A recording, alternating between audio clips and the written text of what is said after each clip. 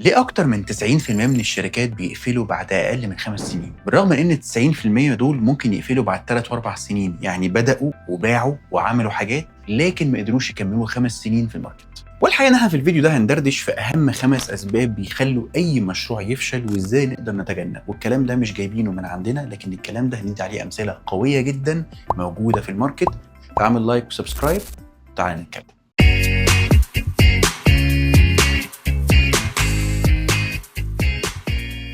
السبب الأول يا صاحبي هو الانفعال الزائد عن اللزوم واحنا قاعدين على القهوة. أول ما نقرر إن احنا نعمل مشروع مع بعض، إيه رأيك نفتح فكرة كذا؟ يلا بينا، فكرة حلوة، لكن الحقيقة الفكرة دي ممكن يكونش ليها ماركت، ممكن يكونش ليها نيد، ممكن يكون الحاجة اللي أنت عايز تبيعها في ناس كتير جدا بتعملها واصلا ما بتتباعش، بس انت ما عملتش دراسه جدوى كويسه. لما الحقيقه بنيجي نفكر في اي بزنس لازم تفكر في حاجه السوق محتاجها، في حاجه الناس عايزاها، في حاجه مختلفه انت هتقدمها والناس تقدر تدفع فلوسها. مش مجرد ان المنتج عجبنا او الفكره عجبنا فنبدا نشتغل عليها. ده خطا كبير جدا بيقع فيه الناس كلها في الستارت ابس، اللي بيبقوا قاعدين مثلا شاف شركه فتحت شركه براند لبس، والله يلا دي فكره حلوه جدا عايز اعملها، بس هو ما درسش هل الناس محتاجه ولا لا، هل دي حاجه لسه الناس تدفع عليها فلوس ولا لا، هل دي حاجه الناس لسه عايزاها لحد النهارده، ولا السوق تشبع لانها فكره كل الناس اشتغلت عليها. طب الحل ايه يا شريف؟ الحل ان انت تدرس السوق بشكل كويس جدا قبل ما تنزل فيه، تعمل دراسه جدوى. ممكن تقعد شهر 2 3 4 ما تنزلش المنتج بتاعك، ممكن تقعد شهر 2 3 4 بس بتذاكر، ممكن تقعد شهر 2 3 4 بتتقابل انت والشركاء بتوعك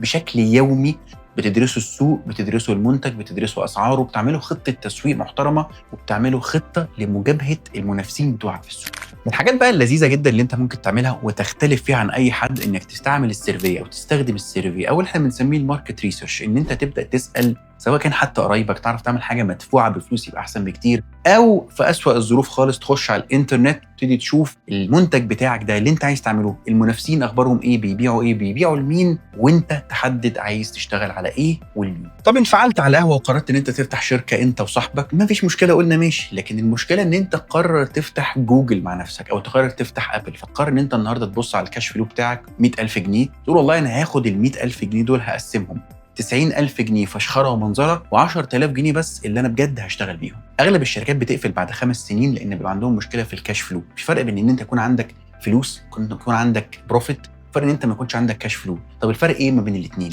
الفرق ان انا ممكن اكون بعت بمليون جنيه وكسبان 3 مليون جنيه، بس ال 3 مليون جنيه دول لسه هحصلهم او هاخدهم بعد شهر او 2، لان في حاجه اسمها دوره راس المال. طب الكاش فلو ده عباره عن ايه؟ عباره عن الفلوس اللي موجوده في ايدك دلوقتي. فانت ممكن تكون مليونير بس شحات، مليونير بس فقير، ان في 3 مليون جنيه في السوق وانت معاكش تدفع ال 100,000 جنيه بتاعت الموظفين بتوعك الشهر ده. فكتير جدا من الشركات بتقفل بس عشان هي معهاش سيوله ماليه، لكن الشركه اصلا كسبانه.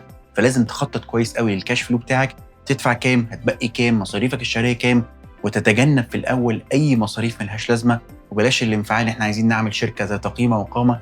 ابدا صغير وتكبر، ودي نصايح كل الانتربرونورز او كل الحيتان في مجال البيزنس. احكي لك بقى قصه لطيفه جدا، وهي قصه لشركه اسمها كويبي. الشركه دي اتاسست سنه 2020 في الوقت اللي احنا كلنا كنا قاعدين فيه في البيوت وبنتفرج على الموبايلات ومحتاجين نتفرج على الفيديوهات، في وقت ما طلع التيك توك بالانتشار الكبير بتاعه. الشركه دي اتاسست ما بين 2 شركاء، جيفري كاتزنبرج، وده منتج هوليوودي كبير جدا وغني جدا، ومعاه المديره التنفيذيه السابقه لاي باي ويتمان. يعني حضرتك تقدر تقول كده طبخه كامله. الناس معاها فلوس، الناس كونت فلوس كتيره جدا، الست اللي كانت شغاله في اي باي، فالاونلاين والموبايلات دي كلها لعبتها وحتتها، والراجل التاني منتج هوليوودي كبير. طب ايه كويبي؟ كويبي ده اختصار لكويك بايتس. كويك بايتس يعني مقتطفات سريعه. ده حاجه زي التيك توك، عباره عن ابلكيشن مخصص للموبايل بس، اتفرج على فيديوهات قصيره جدا بانتاج سينمائي عالي، يعني الفيديو الكواليتي بتاعته عاليه جدا، وفي ممثلين كبار زي ادريس إلبا ودوين جونسون او المعروف بيه ذا روك. طيب هل الشركه دي يا صاحبي انفعلت على الكافيه وجمعت ال 120,000 جنيه اللي حيلتك انت وصاحبك؟ الاجابه لا. الشركه دي كونت 1.7 مليار دولار، يعني الانفستمنت يكفي انك تفتح 1000 شركه 1000 مره. طب حلو، جمعنا 1.7 مليار دولار، عندنا 2 بيفهموا في البيزنس، منتج من هوليوود وعندنا المديره التنفيذيه السابقه لاي باي، الاتنين على بعض معاهم ثروه بحجم بلاد، لكن المشروع فشل ذريع. والسبب في ده ان هم عملوا كويبي بفلوس، والحقيقه عملوه بفلوس لان هم شايفين ان احنا بنقدم فاليو مختلف، بنقدم قيمه مختلفه جدا، بنقدم حاجه بجوده ما جاتش قبل كده. والفكره نفسها كانت فكره دلوقتي يمكن قديمه بوجود الحاجات الكتيره، لكن وقتها فكره حاجه زي ميوزيكالي او التيك توك والحاجات دي كلها كانت لسه جديده، فليه لا؟ لكن لما تعمل لي حاجه زي كده بفلوس مش واضح ادفع فلوس ليه. الحاجه اللي غلطت فيها كويبي وكانت سبب كبير في فشلها ان هي ما حددتش المنتج بتاعها يتباع ليه، العميل بتاعك يدفع فلوس ليه، في حين ان انا عندي حاجه زي انستجرام، حاجه زي فيسبوك، زي تويتر، زي تيك توك، زي ميوزيكالي، زي حاجات كتيره جدا كلها ببلاش وتقريبا مور وليس بتقدم نفس الخدمه بتاعت كويبي ممكن تكون جوده احسن بكتير، بس انا ادفع فلوس ليه؟ ساعات كتر الفلوس بيبقى نقمه مش نعمه. يعني الناس بتوع كويبي دول ناس لطيفه جدا، شايف انهم معاهم فلوس كتير جدا، طب احنا نعمل حاجه لطيفه جدا، احنا نعمل اعلانات كتيره جدا، احنا نروح في كل حته، احنا نصرف في كل مكان، احنا نعمل اعلان عند باب كل واحد عايش في امريكا واي مستخدم لينا بره امريكا. طب ايه محتوى الاعلان؟ مش مهم، احنا هنوصل لكل الناس. طب احنا عايزين الناس تاخد ايه من الاعلان؟ مش ده موضوعنا خالص، معانا فلوس، معانا 1.7 مليار دولار، نصرف وان شاء الله الناس هتيجي. طبعا ده هناك مش حد بيجي لو مفيش مسج واضحه في الاعلان بتاعك. انت عايز تحط نفسك في انهي حته؟ واحد من اشهر الكتب اللي اسمه 22 Immutable Laws of Marketing بيتكلم على حاجه مهمه جدا، ان لازم يكون ليك سوق او شريحه. لازم لما النهارده تفكر والله انا بفكر اكل فول وطعميه، بيجي مطعم معين في دماغك. تفكر النهارده والله اخرج خروجه تعال نروح مكان فيه ملاهي، بتيجي ملاهي معينه في دماغك. لازم اي منتج بيتباع بيكون فيه حاجه في دماغ العميل بتاعك، انت تحط نفسك فين، ده اعلانك، ده شغلتك. العميل اول ما يفكر في ايه يفكر يشتري منك ايه. ولان كويبي ما عملتش كده، الناس ما كانتش فاهمه احمل كويبي ليه، يعني اسيب تيك توك واروح لكويبي ليه، اسيب فيسبوك واروح لكويبي ليه، كويبي اخشه امتى، اخد منه ايه امتى. ده ما كانش موجود خالص في الحمله بتاعت كويبي، بالرغم ان كان معاهم فلوس كتيره جدا. وبالرغم من ان انا ممكن احكي لك انه البيزنس الكبيره جدا دي المفروض نسبه الفشل فيها تبقى قليله، او نسبه مش الفشل، نسبه الخطا فيها تبقى قليله، لان الحقيقه كويبي كان عندهم غلط كبيره جدا، ان فكره الشيرنج اللي دلوقتي الناس كلها عايشه عليه اصلا. ده حتى انت تتفرج على بتاع دلوقتي هطلب منك اقول لك اعمل شير وسبسكرايب، اكيد انت عملت اوريدي، لكن انا هطلب منك اقول لك اعمل شير وسبسكرايب ليه؟ عشان ده اساس الانتشار في السوشيال ميديا. كويبي ما كانش عندهم فكره الشير، وبالتالي ما كانوش عارفين ينتشروا، كانوا معتمدين انهم معاهم فلوس كفايه تغطي اعلانات الارض. 6 شهور ويتمان والراجل الهوليوودي المحترم مسكوا سبح وبداوا يبيعوا في الشوارع، لان ال1.7 مليار اللي هم جمعوهم راحوا في الهواء. وبالرغم من سذاجه الاخطاء اللي انت ممكن تشوفها، يا عم ده كلام، يا عم ده ناس، يا عم بتفهم، لكن الحقيقه البيزنس ملوش كبير، اللي ما بيخططش صح ما بينجحش صح. نقول السبب الثالث ليه اغلب الشركات بتفشل في اول 5 سنين. عزيزي المشاهد، انت انفعلت مع صاحبك على القهوه وبداتوا ان انتوا تحددوا بروجرام وتحددوا بروجكت كبير جدا، وبعد كده كونتوا الفلوس بتاعته واتبعتوا الخطوتين الاولين ما غلطتوش فيها، بس قررتوا ان انتوا تعملوا ايه؟ بقول لك ايه، انا حاسس ان انا سي او. طب وانت؟ حاسس ان انا سي اف او. طب محمد عبد الرحيم ما هيجي على الاول متاخر، طب ما تيجي اعمله السي تي او.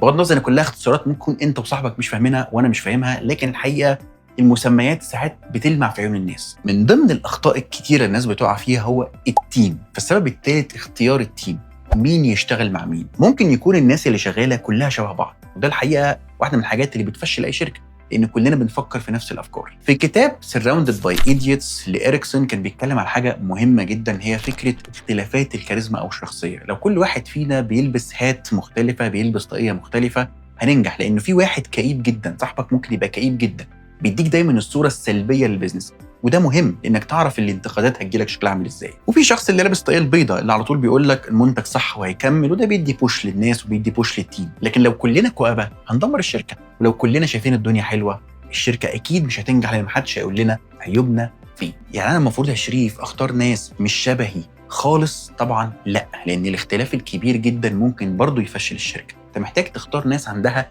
نفس الفيجن، عندها نفس الرؤيه، عندها نفس الباشن، ده نفس الشغف والهدف انها تنجح، لكن كل واحد فيهم عنده حاجه تكملك. ممكن تكون انت شاطر جدا في الماركتنج بس مش شاطر خالص في السيلز، ممكن يكون حد اشطر منك في الفاينانسنج وانت محتاج تشتغل على حاجات مختلفه تمام. وبما ان احنا جبنا سيره السيلز والماركتنج، اكيد انت متوقع ان فيديو زي كده بيتكلم على البراندز والنجاح والبرودكتس والبيزنس والفشل لازم يجيب سيره السيلز والماركتنج. الحقيقه ان السيلز والماركتنج هم من اهم الحاجات اللي بتنجح وبتفشل اي شركه. في مقوله لطيفه جدا جدا يعني انا اخترعتها بصراحه، لكن انا شايف انها حقيقيه، انه 90% من السيلز ماركتنج، و90% من الماركتنج هو جوده المنتج. بمعنى ان انا في الاخر ما تنساش انك انت بتبيع منتج، انت مش بتبيع الشركه للعميل. فلازم تركز ان المنتج يبقى تمام، حلو، ظبط المنتج. شوف بقى الشركه والشحن والباكجينج والحاجات اللطيفه اللي كلها مهمه جدا، بس محتاج الاول تركز ان المنتج لما يوصل للعميل يطلب منه تاني او يكلم الناس اللي حواليه ان انا اشتريت والله منتج كان حلو جدا. طيب عشان الفيديو ده برضو يكون مفيد ليك وانت بتتفرج عليا، ماركتنج دي كلمه دايما فضفاضه جدا. في كتاب جميل جدا اسمه ذا وان بيج ماركتنج بلان، من اجمل الكتب اللي ممكن تقراها. وفي كتاب تاني اسمه 22 immutable laws of marketing كنت اتكلمت عنه في الحلقه. الكتابين دول بيلخصوا حاجه مهمه جدا، حاجه اسمها الفايف بيز اوف ماركتنج. اعمل ايه لما يكون عندي شركه؟ تعمل 5 بيز.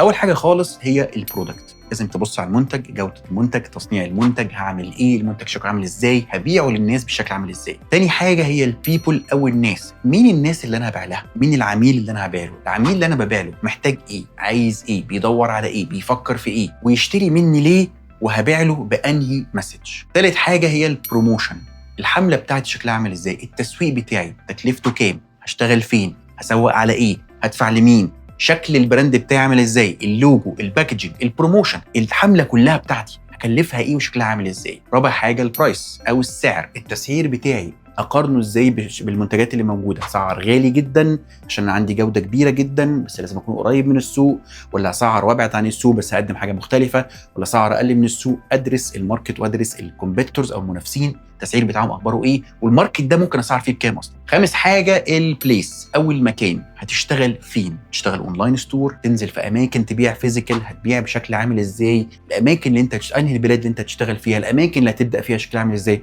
كل ده مهم، وده الحقيقه ملخص. طبعا الماركتنج بحر كبير جدا، يعني في كتاب اسمه ذا بلو اوشن او ذا بلو اوشن استراتيجي، ده برضو لو عايز بقى تخش في البحر وقد كده. لكن ملخص الماركتنج لو عملت الخمس حاجات دول اعتقد هيساعدوك جدا بالذات في بدايه شغلك. الحقيقه في قصه الفشل دي لازم احكي لك قصه سيجواي. الناس اللي بتحب الافلام، سيجواي ده كان موجود في فيلم بول بلارت، ذا مول ذا كاب مول او ذا مول كاب، حاجه زي كده. الفيلم ده هتلاقي فيه، لو انت يعني عايز تعرفه اكتب سيجواي او شوف الفيلم، بيستخدموه، كان ثوره في وقتها.